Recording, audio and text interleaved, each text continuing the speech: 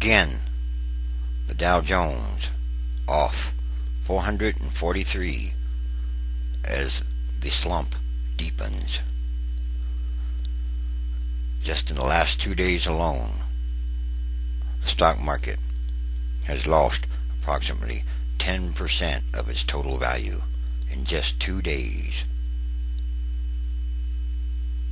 The Dow-Jones-Industrials has suffered the worst 2-day point loss ever. And the sell-off was a reaction to more signs of a rapidly worsening economic slump, rising jobless claims, and very weak retail sales in October, and a weak forecast from the likes of Cisco Systems and News Corporation.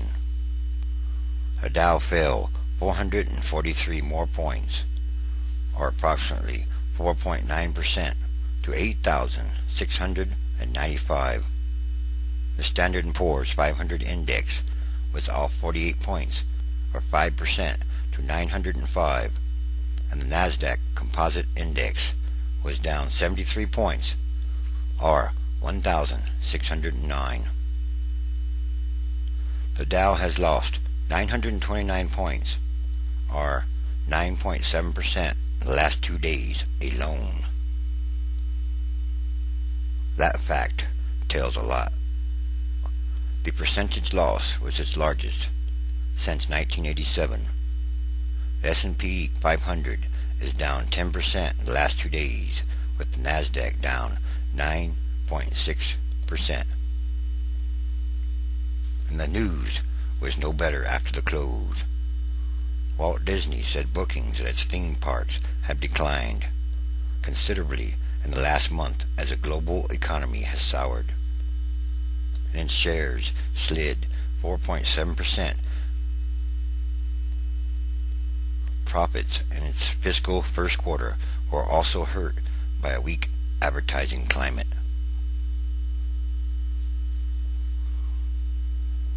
Before Disney weighed in, retailers were mostly lower after reporting weak sales for October. Crude oil dropped below $61, pushing energy stocks lower. Gold was also down, among many other things. Because actually, gold should be rising, not dropping. But these are not normal times. And concerns deepened that U.S.-based automakers may collapse. Let me say that again. Concerns are rapidly deepening that U.S.-based automakers may collapse, with a resulting loss of approximately 2.5 million jobs. Once again, these are not normal times. These are times like never seen before, and will never be seen again. General Motors was the worst performer of the 30 Dow stocks, down 13.7% to $4.80. The company curbed or delayed development of a number of new vehicles. GM and Ford Motor are expected to report huge third quarter losses on Friday. In addition, worries are growing about how bad the next report on unemployment and non-farm payrolls will be. The government information or data is expected to show non-farm payrolls shed approximately 200,000 more jobs in October, and unemployment creeping up to at least 6.3%, and there's more to go. Some economists worry the payroll loss could be even larger. Some put it at 250,000 to 300,000 jobs lost, with unemployment hitting 6.5%. Barack Obama's honeymoon with the markets was a very short one, as stocks unwound their Election Day relief rally, as a credit and financial mountain remains a very tall one to climb. Economists at Action Economics have said energy shares were slammed particularly hard. And the sell-off was broad. All 30 Dow stocks were lower, along with 479 S&P 500 stocks and 92 stocks in the NASDAQ 100 index. Financial, energy, and technology shares were the weakest sectors of the S&P 500. They're also the biggest, ranked by market capitalization. The Dow Jones is off 34.4% for the year, with the S&P 500 down 38.4% and the NASDAQ down 39.4%. The only good news in today's or yesterday's sell-off was that major indexes are still higher than their lows set in October, although that could change at any moment. Yes, these are all more signs. Disney sees lower theme park bookings. Dow component Disney, the number 2 U.S. entertainment company, reported a 13% decline in quarterly net income due in part to a bad debt charge. Revenue for the period, however, was $9.44 billion, up 6% from a year ago, and ahead of the Wall Street estimate of $9.3 billion. Disney said the advertising climate had softened the performance of its cable and broadcast networks. While Disney said that its U.S. theme parks and resorts suffered under higher labor and fuel costs, attendance at its U.S. theme parks is down approximately 1% so far in the current quarter, and it could be going down even further. Bookings for the first 2 quarters of fiscal 2009 are down a little under 10% from last year. It's slipping rapidly.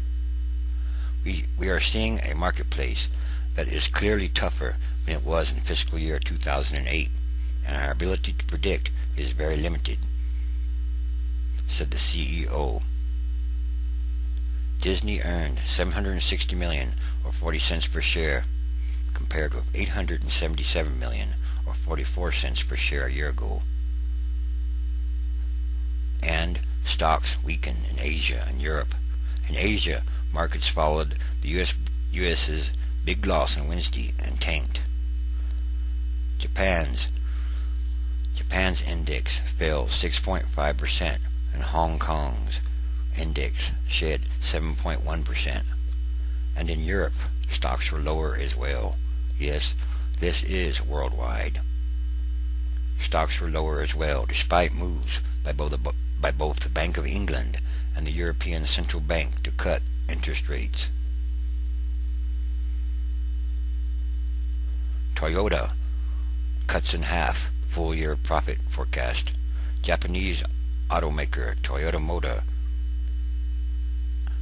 Motor Corporation this morning reported a 48% drop in first-half profit and slashed its full-year outlook as global demand shrank.